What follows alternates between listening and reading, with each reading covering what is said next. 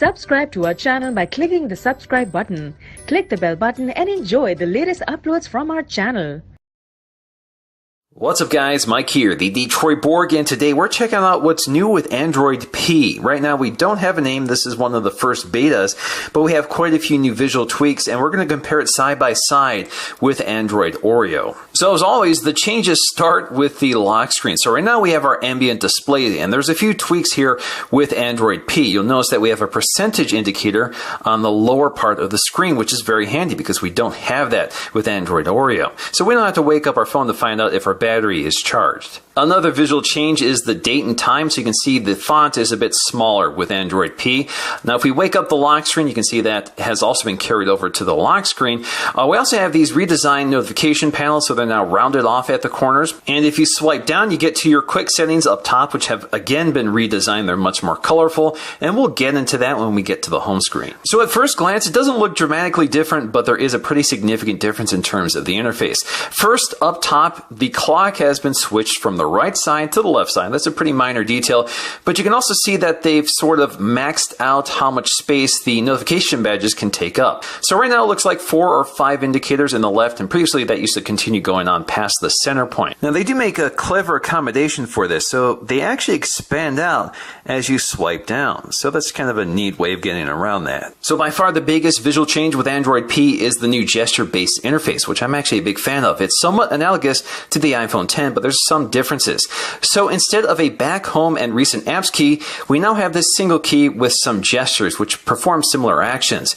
So in order to go home, you can still press that key like so. Now you can see the animation's a bit different here. So instead of sliding down, it slides over.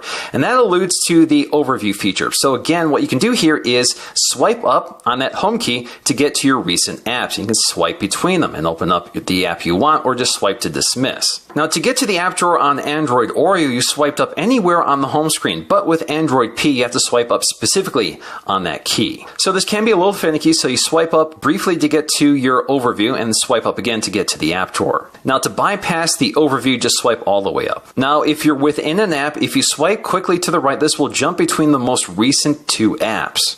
Another trick here is if you slide the home key left and right, you can actually navigate through the recent apps viewer and actually get this feedback or haptic feedback as you toggle between the different apps. You can also just release your finger and it takes you right to that app. Now split screen is handled a bit differently with this new interface. So for example, if you go to the overview feature, in order to activate split screen, you tap the icon at the top of the app and activate split screen like so. Now you can select another compatible app from below. So for example, I can open up Chrome and YouTube side by side, resize the window, and we're pretty familiar with that type of interface. You can also select another app from your home screen, but if the app does not support it, like Instagram, it just pops right to Instagram. One of the other cool features here is that it does sort of support multitasking. So for example, I can tap and hold text within this window without actually opening up the app. So I can copy it and take it to another window.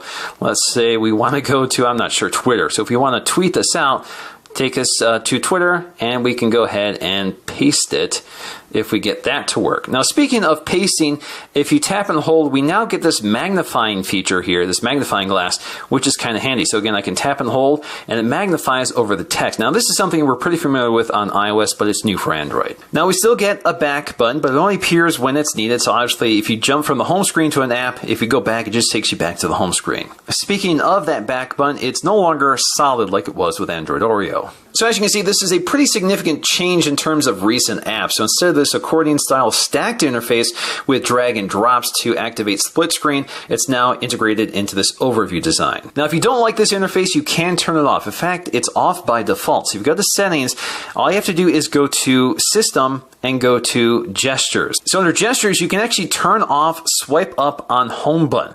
Now if you turn that off, it reactivates the standard Android keys. So if you take a look at the standard Android interface, you still get the updated overview design, but you lose the gesture interface. Also worth pointing out here is that the apps at the bottom of this overview screen are the same apps that are recommended at the top of the app drawer. So basically these are apps that the system determines you use a lot, so they might be useful to you if they're right here every time you swipe up. Of course, a long press of the home key will take you right to the Google Assistant. So getting to the redesigned notification shade, you can see the quick setting toggles up top are much bolder, but you can also see the design is more of a floating look. So the notification area is rounded off, and it's more distinctly separated from the quick setting toggles up top, which you can expand out. You can also see that the space above the quick settings has been blacked out, which is to make some accommodation for the notch style design that we're seeing with most smartphones today. So in addition to redesigning the icons so they're more uniform, they're also using blue to indicate when the feature is turned on. So for example, if I turn the flashlight on with Android Oreo, it just turns black. It's not necessarily as clear as this bright blue color. Now something that's a little disappointing here is that some of these icons no longer have those shortcuts. So for example, with Wi-Fi, you can quickly jump to different Wi-Fi networks without going to the settings panel. So if I want to do that with Android P, I actually have to tap and hold to get to the settings panel. So one of these toggles is auto rotate, which is not a terribly remarkable feature, but it does behave a bit differently with Android P. So if I turn off auto rotate here and I go to an app and rotate the phone to landscape orientation, I get this indicator in the upper right or lower right corner that tells me that I can select auto rotate to flip it back to landscape orientation. So I think that's pretty clever. Same thing when you upright it to portrait mode, you get that indicator. So it allows you to temporarily switch back to portrait mode. So it doesn't turn off the auto rotate toggle. It just allows you to switch between landscape and portrait for that specific instance. Do Not Disturb also picks up a bunch of new features. So as I activate it, you can see all of the notifications disappeared. And that's because Do Not Disturb now allows you to mute any visual disturbances. So it prevents you from wanting to check any indicator that tells you that you have notifications. Now, you can highly customize that. So if you long press to get to the control panel for this, we have block visual disturbances. So you can turn some of this off. So for example, you can prevent the phone from waking up for notifications, from blinking the light, from turning on the screen. You can even hide the notification dots on the apps so they don't tempt you to check them out. Now, the home screen editor has also been tweaked here. So if you long press, this pops out the home screen editor for Android Oreo, but with Android P, you get this option box. So we have home settings. We also have home settings right here. It takes us to a pretty familiar interface. If you long press on the power key, we still have power off and restart, but we now have screenshot. So this will take a quick screenshot of whatever screen we're on right now. Then you can jump right to the screenshot to edit it. So this allows you to quickly edit and mark up the screenshot without having to go to the gallery to get back to it. They've also made a clever tweak to the volume controls. So when you press the volume key, now they appear next to the volume key where your thumb or your finger is, which I think makes a lot more sense. So now I have the option to adjust the volume like so, or I can use my thumb instead as well. Or I can select Do Not Disturb, or I can go to settings to adjust the volume for my ringer and more. The Settings app also gets a visual refresh, so we have more colorful icons and a more rounded off design. But for the most part, the content here is pretty much carried over unchanged. Now, something that's been talked about a lot with Android P is the cutout accommodation for displays that look a lot like the iPhone X. So for example, if you go to developer options, we have the option to simulate a display cutout for 3 types of phones. So we have a corner display cutout, which I don't think I've seen before. So you have a camera in the corner, you can select that. So again, this is for developers. This isn't for people to select. The phone maker will select this automatically for you. You also have double display cutout. So you'll see that everything up here is sort of resized and repackaged for that cutout. You can see down below as well. And the thing that most represents what we're seeing now is the tall display cutout. So you have a cutout toward the top for the camera and speaker. And again, it resizes all the content for that cutout. Now the interface really isn't that similar to the iPhone X. So for example, to go back, you swipe up on iPhone X and you press the home key on Android P. Now you can invoke the app overview feature in a very similar way. So you just swipe up from the bottom to get to it. So that's pretty similar.